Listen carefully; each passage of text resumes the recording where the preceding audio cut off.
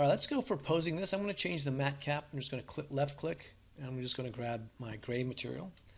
Again, this will work for a tentacle. In fact, I'll probably do something towards the end a little bit on the literal end on this to make it match up a little bit more. But this is not bad for a quickie. This is not bad, and I think it'll go very nicely for what we're looking for. Control Shift F just to take a look, and then Shift D. I'm going to scroll this down to its lowest polygon version, which is 577 polygons. All right, so I want to look at posing this thing. I'm going to make sure we're out of perspective. And in this case, because it's so low polygon, if you're working with the low polygon, and I suggest you do, it's going to make this really easy to work with and for me to be able to pose it. So I'm going to mask, say up to that point, and then I'm going to click once and twice on the mask to blur it. And you can see it really blurred that out there. I'm going to just control left click in the background to invert that. And then, of course, you can either click the rotate action key, or we can just hit R. Now, when I'm going to look to rotate this, obviously I don't want to rotate this towards the front and do this because you can see it kind of wonks all this out. You want to start more with something back here. In this case, I'll try something like this. Now, yes, you can draw a straight line to make sure you're going to be able to angle everything if that makes you feel better. But technically, it doesn't matter. I can have this up here, and it's still going to have the same effect. All right, so there we go. Something like that. It's still off a little bit. I'm just going to push it right back here. And now try and do it. There we go. There we go. Now, I'm not going to go extreme on this. You want to be subtle with when you're doing this. You don't want to like crank it up to like that, because whatever details we have added in will kind of get stretched along that way. So you do want to make sure that you're not doing something quite that extreme. By the way, if it makes you feel any better, you can always go up one. I just did D to go up one, so this way you can see a little more deformation going on. I'm going to go ahead and remask almost up to where I've done the bend, and again control click to blur it out, and then control click in the background to invert it. Again, we're going to rotate. I can now just move this more towards something like that, and go ahead and pull it up. All right. I want to get a nice kind of curve going, like an S curve on this tentacle. Just masking again, inverting again, R. I don't have to keep redrawing a new line. I can literally just grab the outer inner ring and outer inner ring, there you go, and just move it around as I need to. But because I just goofed it, I'm just going to do a quick redraw. There we go, something like that. And do this one. Again, this is just blurring, inverting, and then rotating. All right, I'm going to grab this, move it here. There we go, something like that. All right, mask, and then blur, invert, R. Let's draw a new line. Oops. There we go. Oh, I'm on scale. I thought I hit R. Sorry, R. There we go.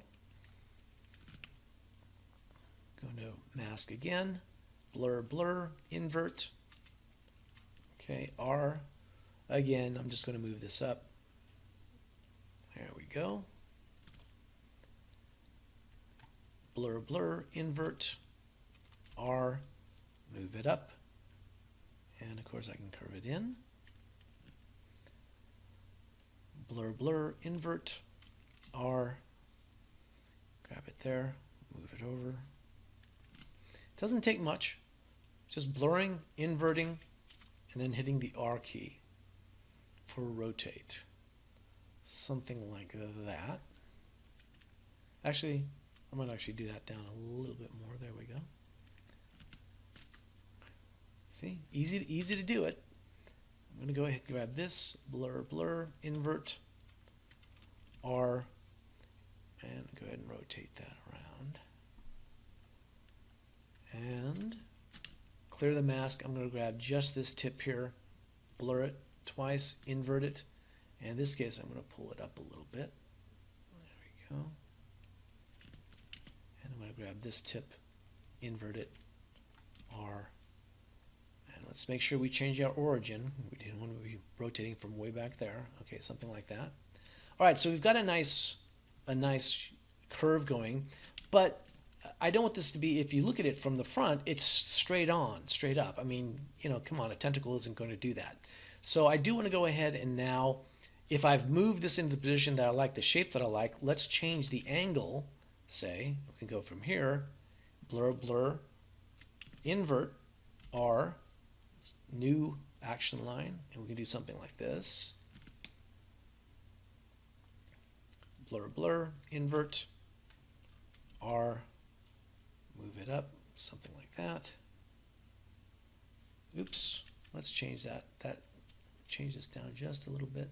There we go, something more like that. Blur, blur, invert, R, just draw a new line, something like that. And I'm just going to grab this, the front here. Of course, I blurred it. Invert it, R. I'm going to do something over here. There we go.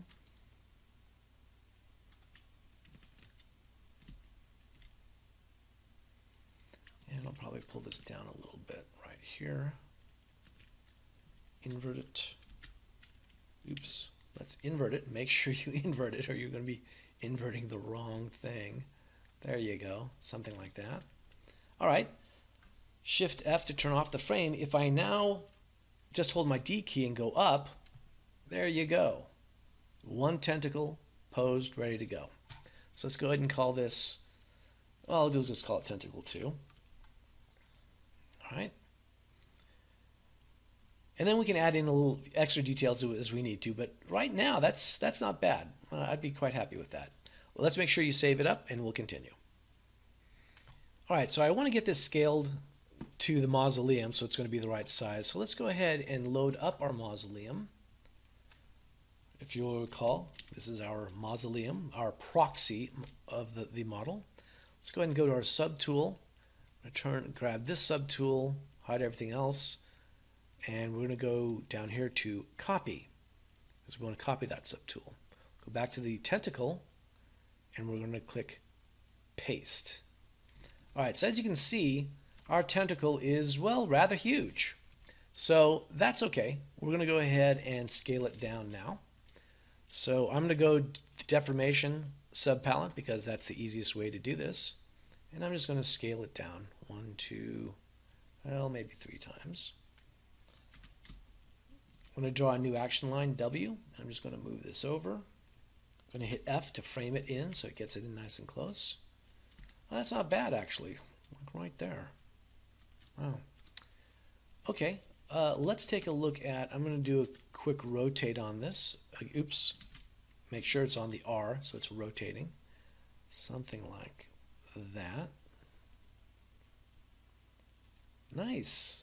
Well, okay. I'm not having to do a whole lot on that one. Let's see. I'm going to go ahead and draw a new action line here. While rotate's still on, I want to see what it'll look like if I angle it up a little bit. Would it be a little more interesting? That's not bad. Actually, while we're at it, let's go ahead and add in a second tentacle. I'm just going to go ahead and duplicate the one tentacle we have. Let's go to the deformation tab. Again, another reason why I'm always saying the deformation palette is something you guys really need to explore. I'm going to go ahead and scale this tentacle down. All right, let's take a look at that. Yep. And let's go ahead and do an R for rotate. I'm going to click this around. W for move. I'm going to move it like forward, something like that. In fact, I'm going to do an R. Let's go ahead and rotate this up, something more like that, and then W. Let's go ahead and move it over. And I think we're going to go ahead and rotate. Oops, make sure you're in R. And I'm going to rotate this outward. And R for rotate, something like that. W, move. Okay. And I'm going to go ahead and move it a little bit more out like that. And I'm going to go ahead and do another rotate on this. I want this one to kind of pull out like that, though. All right. I'm going to hit R. Let's go ahead and zoom this in a little, and then W, pull it down. Oops, and then W again, and we can go ahead and move that over, something like that. Yeah, I like that. Now we're not going to see that far into this. You know, it's going to fade off and go into darkness. Just to be sure, of course, what we can do is Shift D all the way down. And I'm going to go ahead and turn off the mausoleum. I'm going to grab this section, mask it, invert it, W, and I'm just going to pull this back and stretch it back a little bit. I hit D to go back up. That was just pulling it out a little bit, stretching it, so it's almost back as far as the first tentacle. All right, so let's take a look at that. Yeah, I like that. So I'm going to go ahead and save this now as tentacle, oh, I guess it was tentacle 3, right? Yes, it was. So tentacle 3. I'm going to go ahead and delete out our mausoleum. There we go. Always okay. And I'm going to actually go ahead and go into tentacle and go to our merge and do a merge down. Yes, it's okay.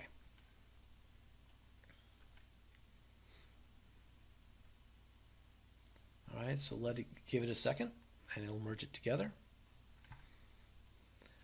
All right, sorry, my ZBrush actually died. It's very rare for ZBrush to ever crash, but for some reason as I was merging that, it decided to go ahead and crash on me. Gotta love that. Happens rarely, but it does occasionally happen. So I'm going to go ahead and go back to our mausoleum. In this case, I'm just going to delete it. Always okay. I will leave this as it is. I'm going to go ahead and save it up, and we'll just call it Tentacle 4. I'm not going to merge the two subtools. I'll keep them separate because we can just copy them over. But at least we know they're placed where we need them to be, and that's what's important. All right, so make sure you save your file up.